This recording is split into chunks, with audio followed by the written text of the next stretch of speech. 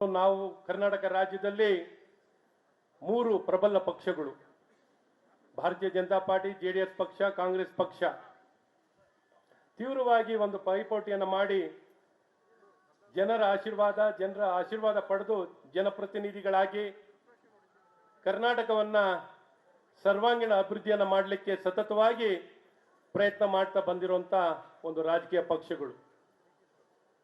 ಕಾಲಕ್ರಮೇಣ ಬದಲಾದಂತ ಒಂದು ವಾತಾವರಣ ಪರಿಸ್ಥಿತಿಯಲ್ಲಿ ಏನ್ ಜೆಡಿಎಸ್ ಪಕ್ಷ ಆಗಲಿ ಅಥವಾ ನಮ್ಮ ಭಾರತೀಯ ಜನತಾ ಪಾರ್ಟಿ ಆಗಲಿ ಪ್ರಾರಂಭ ಆಗಿದ ಮುಖ್ಯ ಉದ್ದೇಶ ಕಾಂಗ್ರೆಸ್ ಮುಕ್ತ ಮಾಡಬೇಕು. ಕಾಂಗ್ರೆಸ್ ಪಕ್ಷ ಈ ದೇಶಕ್ಕೆ ಮತ್ತು ಸಮಾಜಕ್ಕೆ ಪ್ರಸ್ತುತವಲ್ಲ.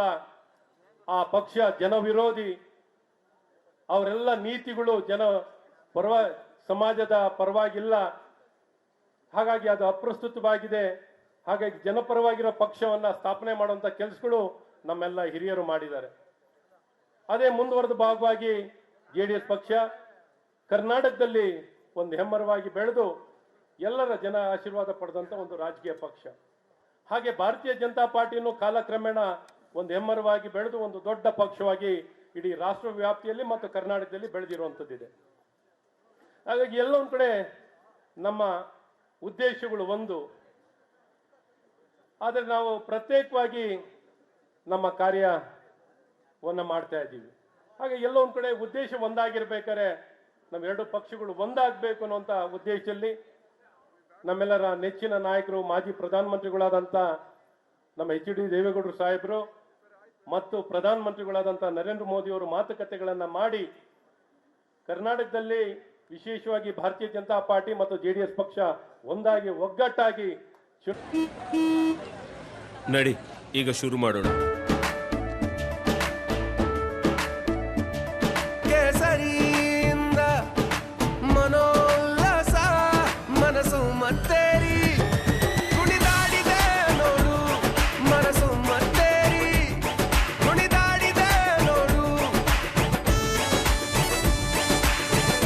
ಕ್ಷಣ ಕ್ಷಣವೂ ಆಚರಿಸಿ ಕೇಸರಿ ಹಬ್ಬ.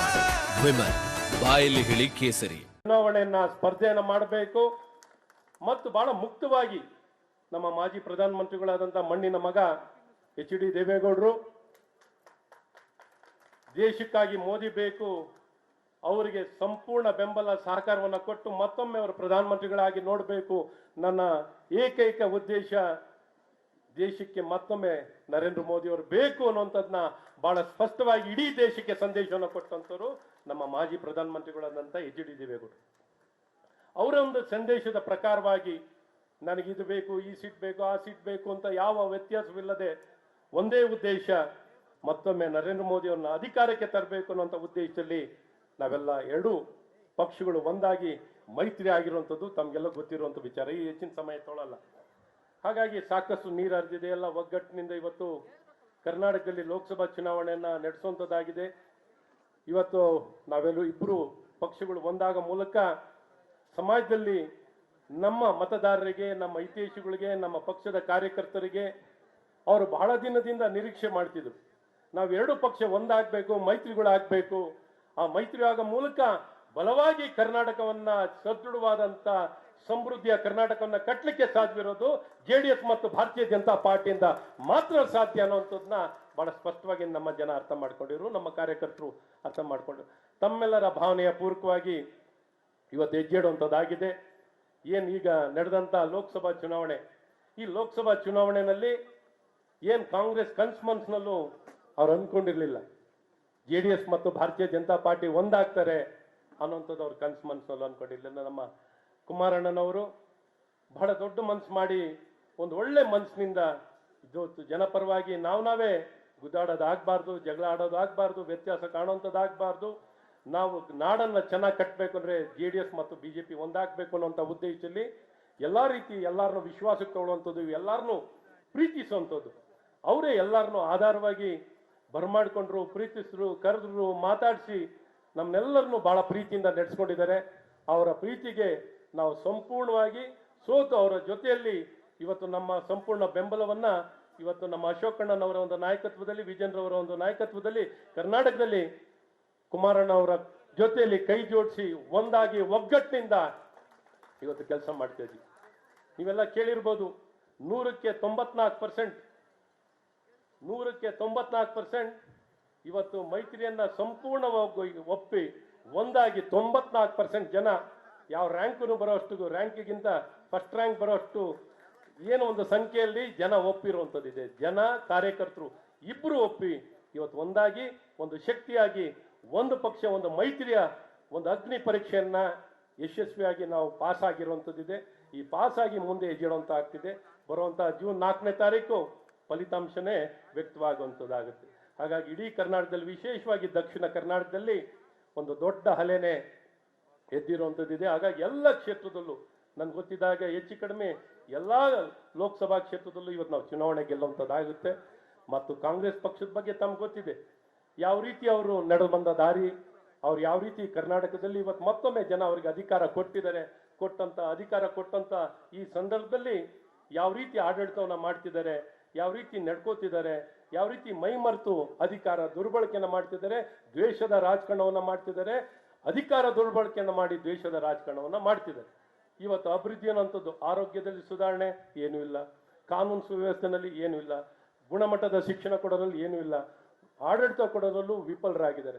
ಯಾವುದೇ ಕ್ಷೇತ್ರ ತೊಗೊಳ್ಳಿ ರೈತರ ಪರವಾಗಿ ರೈತ ವಿರೋಧಿ ಸರ್ಕಾರ, ಬರ ನಿರ್ವಹಣೆಯಲ್ಲಿ ವಿಫಲ, ರೈತರು ಆತ್ಮಹತ್ಯೆ ಮಾಡಿಕೊಂಡ್ರೆ ಅವ್ರ ದುಡ್ಡಿಗಾಗಿ ಆತ್ಮಹತ್ಯೆ ಮಾಡಿಕೊಂಡ್ರು.